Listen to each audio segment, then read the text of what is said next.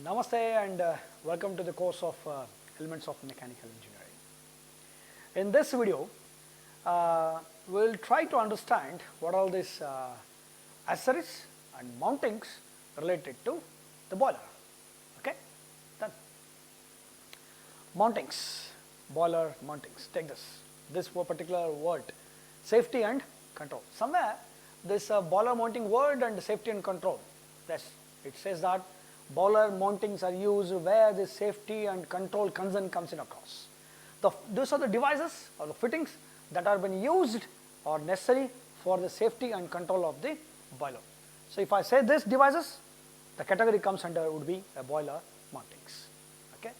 So if I say the boiler mountings under a safety concern, so some of the mountings are, yes, we say it as a water level indicator, safety valves, combined high steam and low water safety valves, fusible plug. And when it comes to a control point of a mounting, then it would be a pressure gauge, junction or a stop valve, feed check valve and blow off cock. Now next is boiler accessories. So take this word in concern, increase the efficiency. So somewhere the devices or fittings used in a purpose will not increase the efficiency of a boiler.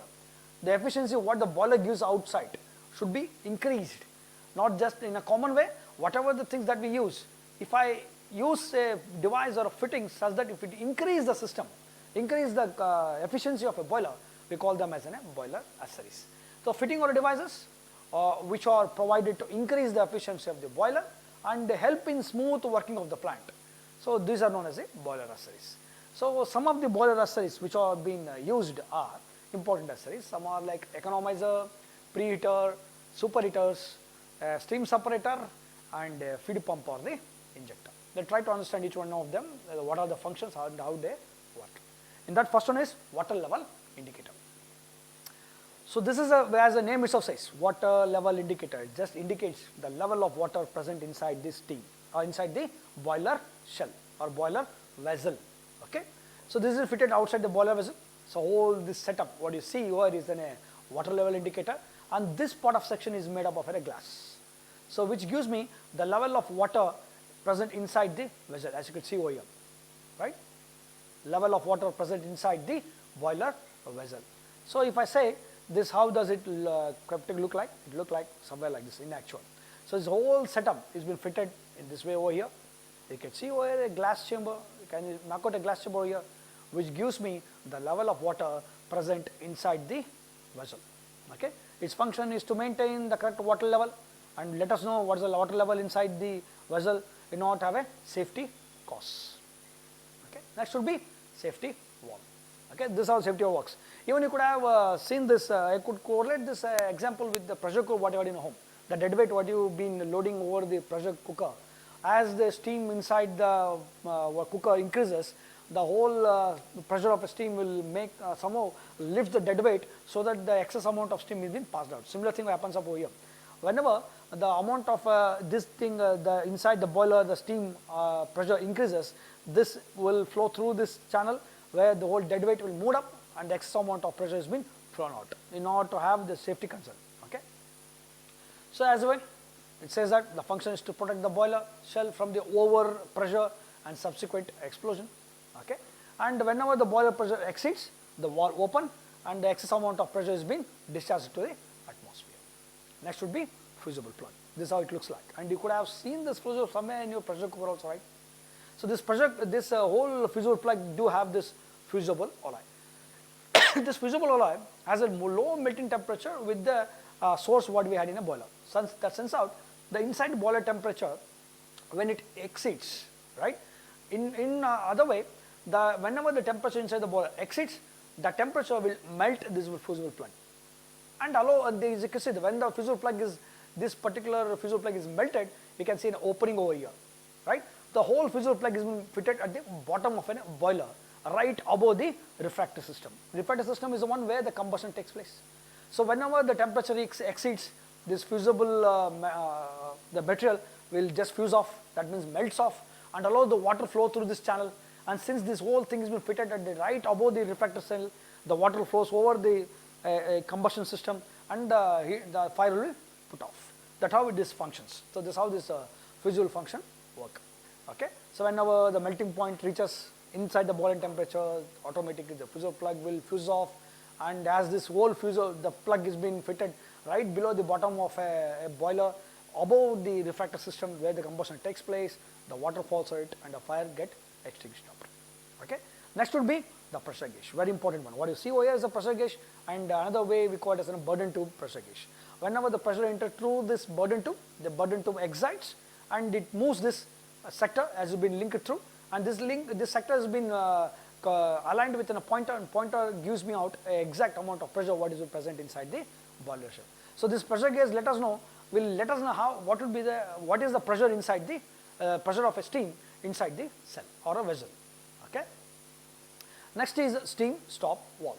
Okay, so this is one which allows me or I have control over the flow of steam from the boiler. Okay, as I move this particular wheel, as you can see the pointer over here, the amount of steam can be regulated over here, right? So this has been fitted over the boiler. As you revolve, as you rotate this wheel, okay, this whole thing moves up. This whole thing moves up, making a clearance over here or making an opening up over here. So amount of movement of this one will reflect to the amount of the steam that has been removed from the boiler to the plant. Okay, that's how this happens. The steam boiler must be fitted. This is fitted on the top with the stop valve. Okay, and it regulates the flow of steam from the boiler to the turbine.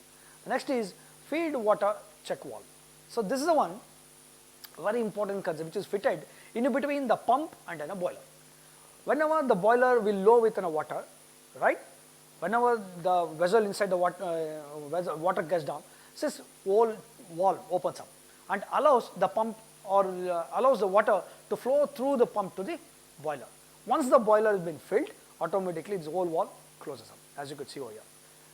The function of this one is to feed the water to the boiler, and it has been fitted in between the pump and the boiler, as you could see over here, right? As simple as it is. Next would be blow-off cock or a valve. It is used in order to remove the sedimentation inside the cell, right? Sedimentation while cleaning or even with a maintenance to remove the sedimentation. So this is a valve used over there. Next would be economizer. So this is a very important system or a device used to increase the efficiency of a boiler. You know that if I could supply somewhere a normal water into a boiler, now getting up converting of water to a steam takes some time. How about supplying a warm water into a boiler without investing more into it? So I could use this, and I know that whenever the combustion takes place, the flue gases can be passed out to the chimney. So around the chimney, if I could wind up a tube, right, and the tube is the one where the water is pumped through this tube to the boiler. So I know that whenever the water is pumped through these tubes, so the water that passes through the tube get heated up, and that water is being passed to a warm water point will be passed to a boiler.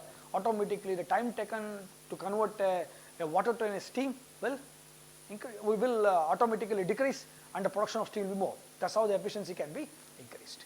And these are the feed water heaters in which the heat from a waste has been recovered in order to raise the temperature. Okay, and the water whatever supplied to a boiler would be warm enough, or other would be more temperature than normal temperature. Okay, next would be preheater. So this is the one how the preheater look like. Okay, so this preheater is the one where the it is used to you know that in order to accelerate the heat inside the furnace, the air has been supplied through. So if at all, if I could send in a warm air into it, the acceleration or economy of a boiler will be increased automatically. So this is fitted at a refractory place where the combustion takes place. So this preheater is one where the air is been preheated initially and been sent into a combustion chamber where the combustion takes place, which may accelerate a bit about the efficiency of a boiler. Okay. Now superheaters. So this is the one which has been present inside the vessel where the dry steam has been converted into a superheated steam, right? So here this is again a chamber where we do have, and a superheater is the one which passes through the chimney, and whatever the steam that has been developed over here, as you can see over here, the steam is passed through this superheaters. Whatever the dry steam that is passes through these superheaters, when it comes out, the steam would be in terms of superheated steam, right? So this is a function of a superheater. It's the one where the steam can be converted, like a saturation temperature steam can be converted above into a superheated steam. okay, which increases again the capacity of a plant, which in turn lowers the corrosion of steam turbines and reduces steam consumption of a steam turbine again. Okay. Next would be steam separators. Steam separator. This is the one where the wet steam is passed through this channel, and you know that wet steam had a pressure over here which impacts over this particular platform. When it had an impact over there, as the water has a weightage, when it impacts over, the water droplets falls down, and steam, since it's in light in weight, it flows up. This is how the steam and water has been separated. This is a chamber. So I'd like to correlate with this another one example, what we call it as a centrifugal steam separator, as you could see from this concern, right?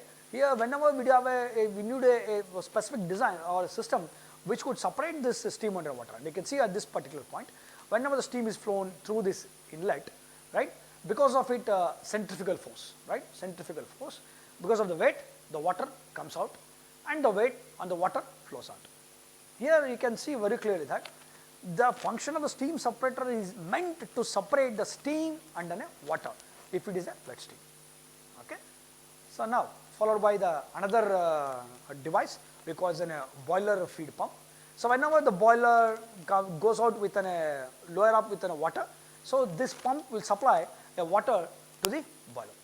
So it pumps up amount of water fed to the boiler whenever the amount of water is needed. It just supplies the amount of water needed to the boiler.